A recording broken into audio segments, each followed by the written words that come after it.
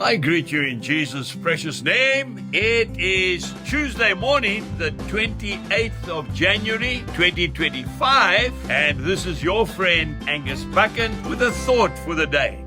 We start off in the Gospel of Mark, chapter 8, verse 2.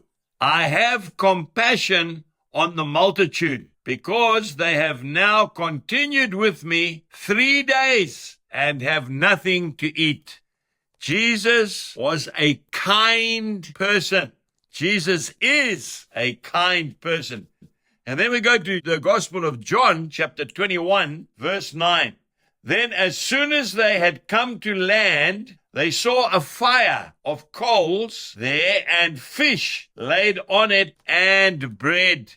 Jesus had prepared a meal for his disciples on the shores of Lake Galilee after his resurrection. He was concerned for the well-being of his disciples, even though they had run away and left him. A kind man. Compassion means sympathetic pity and concern for the sufferings of other people. Oh, my dear friend, we need to become more kind in this world.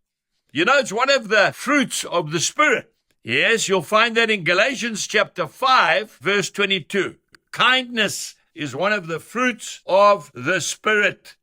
Just the other night, I was watching the news on the television, and the BBC World News said that when they interviewed little children all over Britain, the watchword for 2025 was kindness. Kindness. Little children, what is the most important word for you? Kindness. I wonder why. Oh man, my eyes fill with tears. Why would the little child say kindness?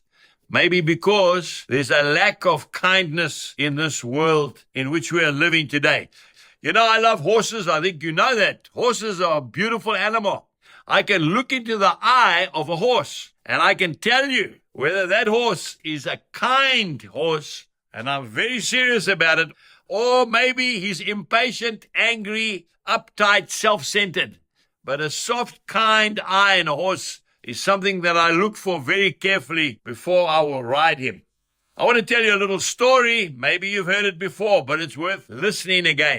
A young pastor many years ago told me here in Greytown that he was studying theology in Scotland, and him and his young wife were walking down the high street on a very cold, windy, wintry day. And they saw this beautiful little home, and the door was wide open. And there was a bunch of flowers on the table. And they walked in, and this kind old lady walked out and said, "Can I help you?" "Yes, please. Can we have some tea and scones?"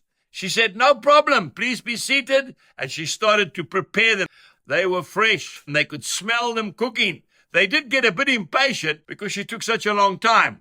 Eventually, she came out with fresh tea, hot scones, buttered with strawberry jam and cream. And when they'd finished their meal, they stood up and they said to her, "Madam, how much do we owe you?" And she looked surprised. She said, "No, this is a private home. You don't owe me anything." That is kindness. Jesus bless you, and goodbye.